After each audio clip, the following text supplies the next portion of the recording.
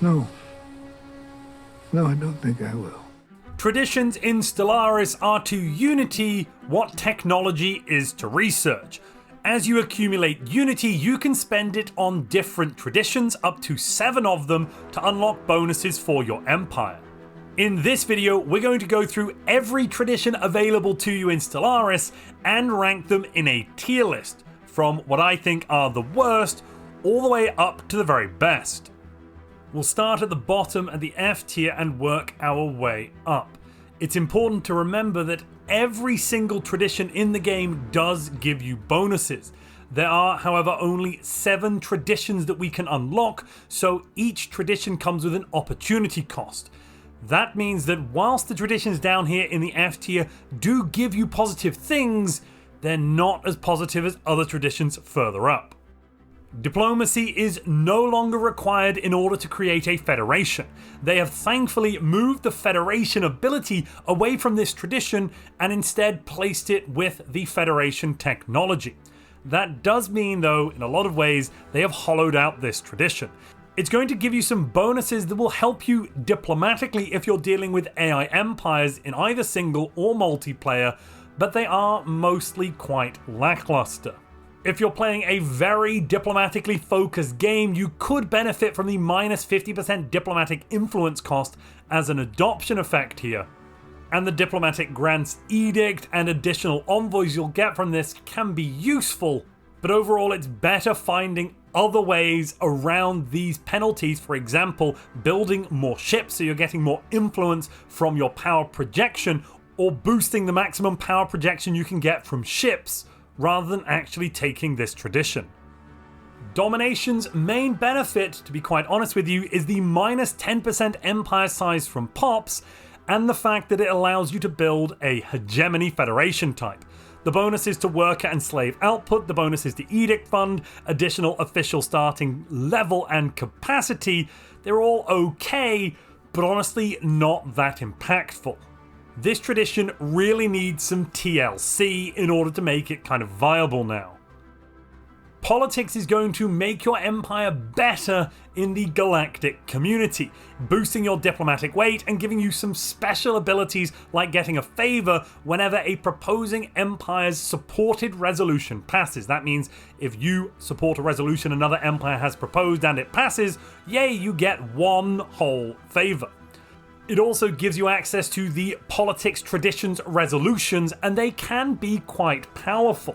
However, overall, there's pretty much nothing that you can get from this tradition tree that you couldn't otherwise get from having just more ships, more economy, or other bonuses in other parts of the game.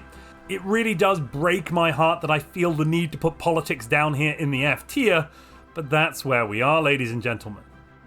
Aptitude is probably the absolute worst tradition in Stellaris.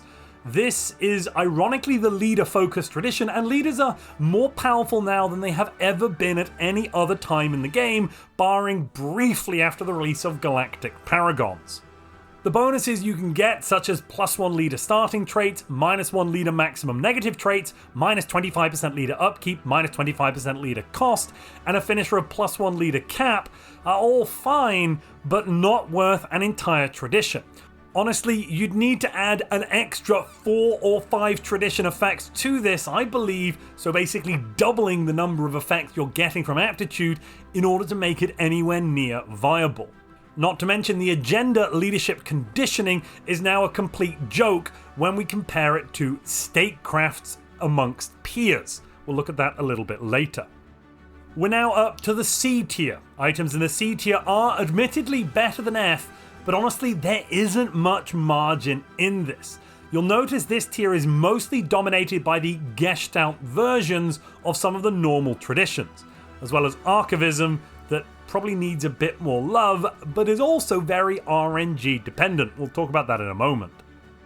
Versatility gives you some pleasant bonuses. You're getting minus 10% to replicator upkeep, meaning making new population units is a bit cheaper.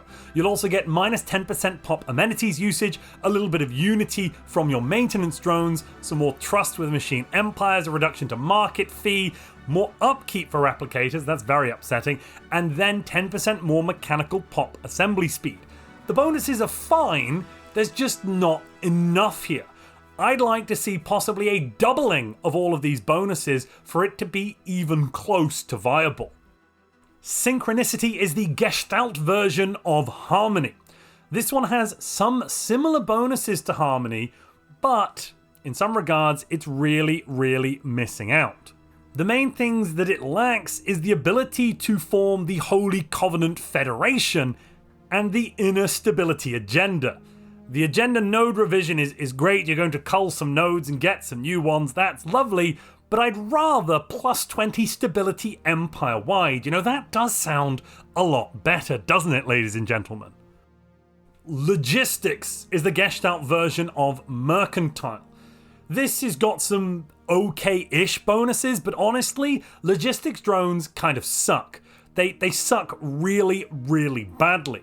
The minus 10% ship's logistics upkeep here is probably one of the best bonuses. However, don't forget, whilst your ships are at dock, whilst they're at home at port, they have absolutely zero logistics upkeep, so that bonus is only really useful when you are on campaign on the aggressive. Otherwise, it's missing some of the key features that make Mercantile so good. On the plus side here, you do get access to Trade League, which is one of the better federations. That's probably the only saving grace of logistics, and for that reason I almost considered pushing it up to the B tier, but I couldn't quite bring myself to do that because logistic drones just really are that crap. Domination for Gestalt empires is a little bit better than for regular empires. The opener here is giving you minus 15% amenities usage. That is still a very good modifier. The minus 10% empire size from Pops is also very helpful as well. It is important to note now that amenities are easier to come by than in previous editions, and having high amenities usage is not as problematic as it once was. This is good, just not as good as it used to be. And if you're enjoying this video, please dominate that like button.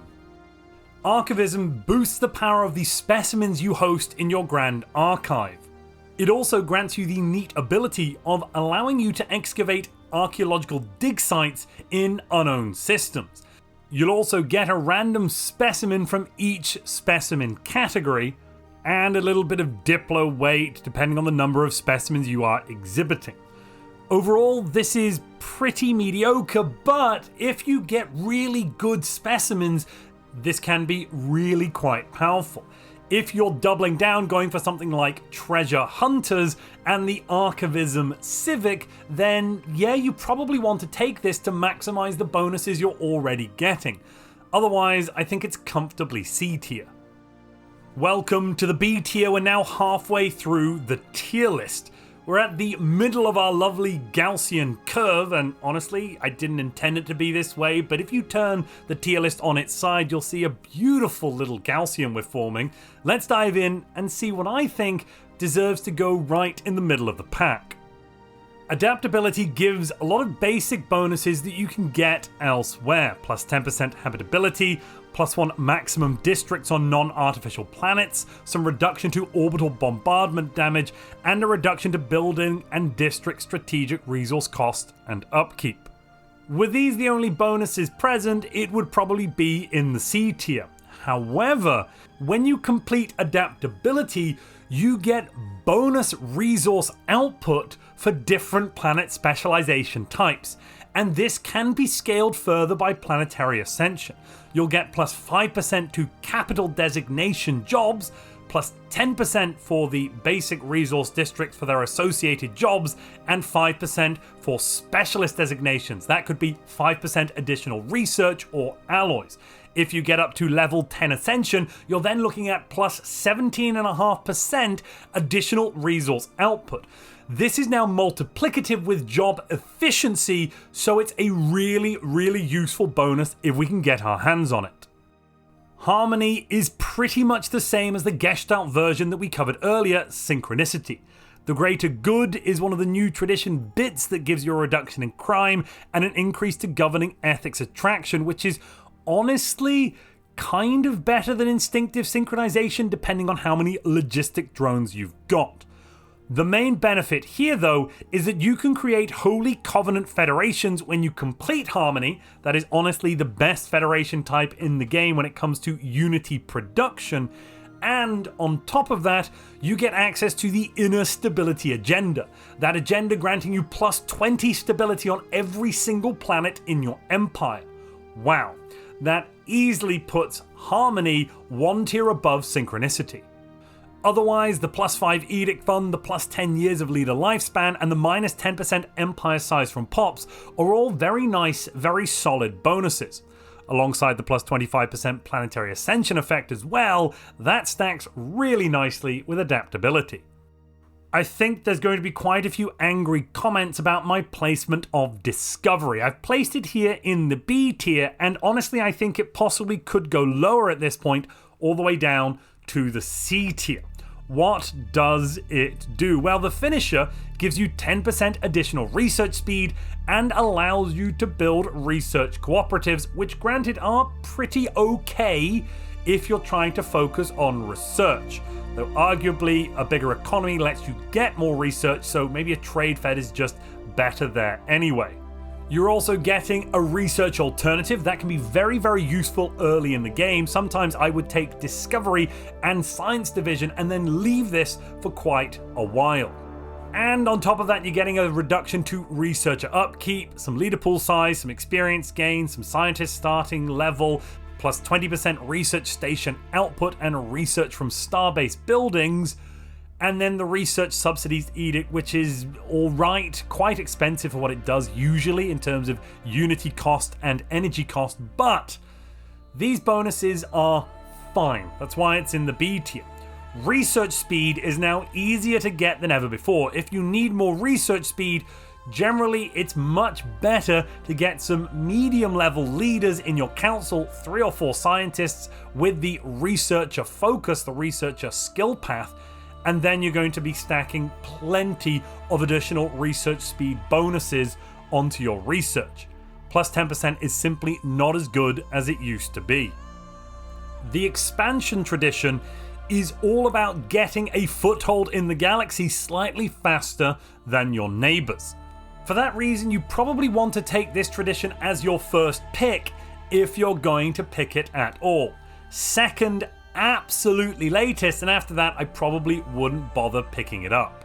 The main benefits here really are the plus 10% pop growth or assembly speed depending on whether or not you're a robot, and plus 1 max districts on non-artificial planets. Outside of that, unless you're a void dweller, and we'll get to void dwellers later, I probably wouldn't really care for any of the other bonuses. Minus 25% empire size from systems isn't worth the pixels it's printed on. Minus 25% empire size from planets is nice, but even with 10 planets, you're only then looking at 25 less empire size. That's 2,500 pops worth of empire size, which, not that much empire size at all. For this to be an auto pick in every run, it needs to give you faster growth, have some sort of longer lasting, more important economic impact, or just all around be more versatile. At the moment you're getting a bit of a boost at the start, and then most of these bonuses are kind of useless after you've done your initial expansion. Enmity is all about having rivals. For each rival you have, you're going to get better and better bonuses from this tradition. You'll also get some additional damage to rivals, and not only that, if you can rival some more powerful empires around you that are either superior or overwhelming in economic, fleet level, or technology, you'll get some hefty bonuses there too. The Second Strike agenda is also really good in both multiplayer and single player games because it gives you massive strategic flexibility. You can in essence ignore a truce and attack someone almost immediately following a previous war, allowing you to do a 1-2 punch and knock out your neighbor. The problems with this tradition are twofold. First off, the bonuses I don't think are good enough for the number of rivals you'll need to get good numbers here, and if you rival all of your neighbors, well, you're going to be in a real sticky situation trying to fight off the rest of the galaxy. And then on the other side of the coin, if you're very successful in actually fighting off your neighbors and the rest of the galaxy, you'll end up being so powerful that you won't even be able to really have many rivals, and most of the bonuses here will then be pretty much useless to you. We've just hit the 15-minute mark in this video, and it's been a long time since I've done one of these, so I'm going to do a little bit of a secret call out. If you've been watching, if you haven't skipped ahead and you've actually watched through this bit, let me know down in the comments below. Try and use the word the word is enmity. It's spelled Enmity. I pronounce it enmity. Don't shoot me. Domestication is all about buffing your space fauna. If you go all in on space fauna, this is probably S tier. If you are only dabbling with space fauna, if you've just got a few of them, it can be quite good. The bonuses here to space fauna damage, sublight speed, cloning speed. You're also getting some pop growth or assembly speed as well. That's very nice. And yeah, and some other bonuses thrown in too. They're good, but they usually don't justify the inclusion of domestication. And then we have to be prescient of the fact that going all in on space fauna will give us massive power early in the game, but later on the ships tend to level out and be massive fleet power bloat. They're not as powerful as the game tells you they are. Don't try and use them against the Crisis. Don't try and use them against the Fallen Empire. It will not go well. That was your warning. Welcome to the A tier. This is premium prime grade tradition stuff. These traditions are not auto picks in every single run that you will do, but these traditions will not hurt your run through if you pick them. First off in the A tier we have expansion, but only if you've taken the Void Dweller origin. If you're a Void Dweller, expansion is going to give you minus 20% habitat capital and district alloy upkeep. That is very, very strong right at the start of the game. It's going to allow you to build more habitats faster and more ships faster and keep the things you've got costing less for longer. This is massively going to boost your economic growth in the early phase of the game, allowing you to get out and do the important things you want to do in Stellaris. Again though, you probably want to pick this first or second, and if you've gone past that point, probably not. Prosperity has always been good. These days, it's probably at the bottom of the A tier, if I'm being honest with myself here, but it's still a strong economic tradition that you could take second, third, or fourth, or possibly even later in the game and always see benefit from it. You're going to be getting plus 5% resources from jobs, minus 5% upkeep from jobs, a reduction to planetary infrastructure cost, and an increase to the speed at which you can build infrastructure. More housing, which also technically means more growth, and then, some mining station output as well, and some more resources from orbital stations. It's good filler, it's not exciting, it's not wild. Favored Society is nice to run as an agenda. I like getting the bonuses from that one. It's very tasty. But, it's nothing fancy. This is Obi-Wan Kenobi levels of flying. This is a little stronger than adaptability if you take it early. If you're later into the game, adaptability is probably going to be a better pick for you though. And that might leave you a little confused as to why adaptability isn't higher than prosperity. Well, early game bonuses compound much more greatly than late game bonuses, so getting a bonus early on is going to allow you to snowball much more quickly than a bonus later. So a power early is always stronger than a power later. Unyielding does a couple of great things for you. First off, it's actually going to give you a bunch of flat unity output. Why is that? Well, resistance is frugal, grants you plus 0.5 unity per defense army. And your capitals actually produce defense armies. Yes, we can also get more through soldiers. You'll probably get that later in the game, but this is just a flat boost to unity when you pick it up. You're also increasing your starbase capacity. You're getting more defensive output in terms of damage and health from your starbases and defensive platforms, and massively reducing starbase upgrade cost. The minus 25% war exhaustion gain is wonderful. That will keep you in the fight a lot longer. Getting a 25% reduction to orbital bombardment damage and increasing hostile claim influence cost by 25% are all really, really good. Bulwark of Harmony giving you more ship fire rate within your borders, also really, really good.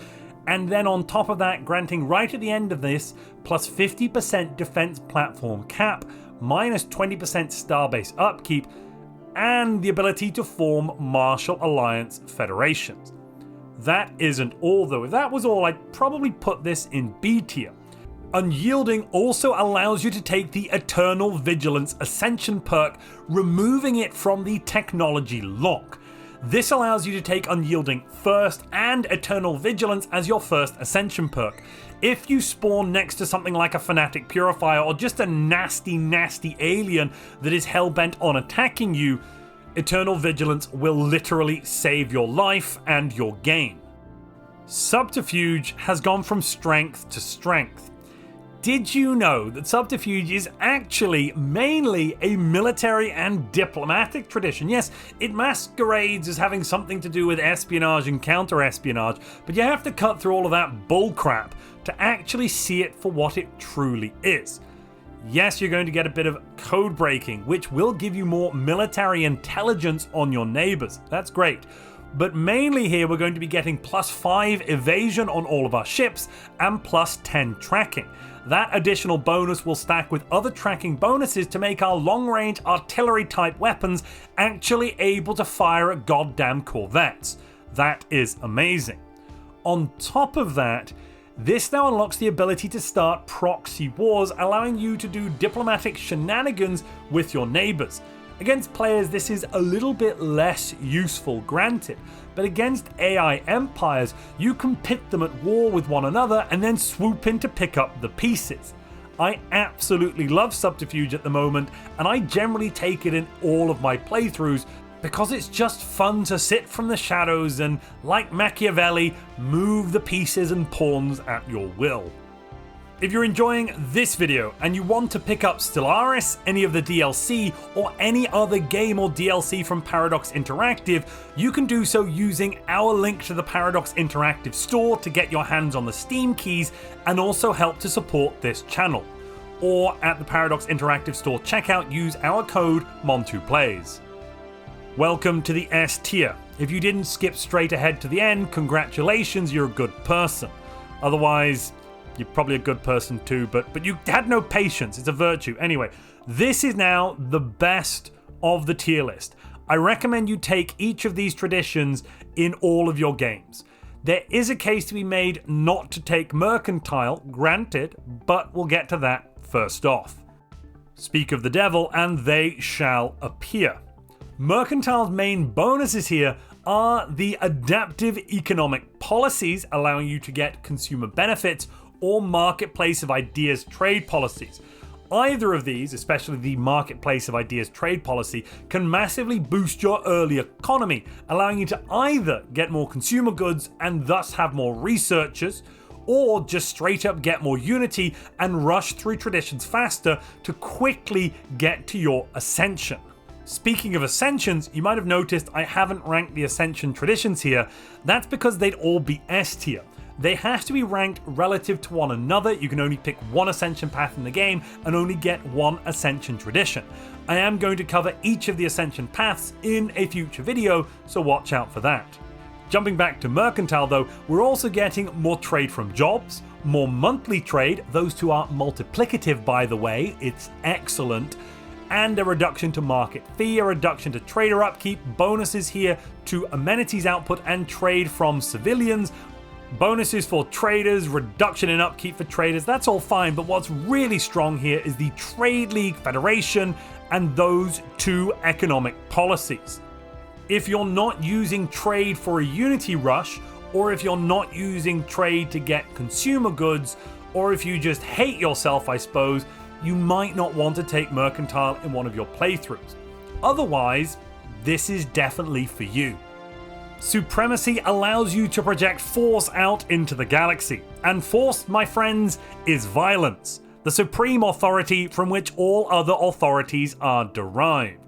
In all seriousness though, supremacy basically does everything for you from a military perspective. This tradition buffs your ship's fire rate, reduces their upkeep, allows you to field more of them with more naval capacity, increases your command limit so you can have more ships in a single fleet. You'll also get better commanders, you'll get the war doctrines policies allowing you to get, again, better fleets, you'll deal more damage to star bases, and you'll unlock the supremacist diplomatic stance, which is pretty much the best diplomatic stance in the game as long as you've built up a big navy. And why wouldn't you? Because force, my friends, is violence, the supreme authority. Even if you are a pacifist and you want to walk softly, you still need to carry a big stick. Supremacy embiggens your stick.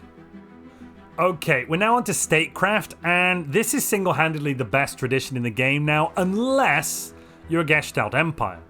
If you're a Gestalt Empire, statecraft has technically exactly the same effects, but it's missing one key component. And I don't mean the secret ingredient of crime, I mean destiny traits. Non-Gestalt leaders at level 8 unlock destiny traits. Some of those destiny traits are so wildly powerful that you really shouldn't be going without them. Why is this important for statecraft? Well, statecraft has the amongst peers tradition. That grants you plus 150 councillor experience per skill level when launching an agenda, meaning a councillor at level 4 gains 600 experience. You'll also get plus 25% council agenda speed, so you can burn through the agendas faster. You're basically going to be a monkey spamming agendas until you get your councillors up to level 8, which you can hopefully do in the first 45 to 50 years of the game if you push hard enough. This can be very, very powerful if you've got things like statisticians, advisory officials on your council, but it's also really powerful if you put commanders with the Admiral trait on, get them up to level 8, and then take some of the juicy Admiral Destiny traits that can make your ships ridiculously powerful. And I really do mean ridiculously here. You can end up beating 2 to 3 times the apparent naval power of your fleet because you've just got such strong fire rate, such strong tracking, such strong accuracy. It just gets silly. That wraps up the tier list though. Let me know your thoughts down in the comments below. Every time you complete a tradition, you get access to an Ascension perk. If you enjoyed this video and you'd like to find out more about all of the different Ascension perks you can get in Stellaris and see them ranked into a tier list, you'll want to click the video on screen now.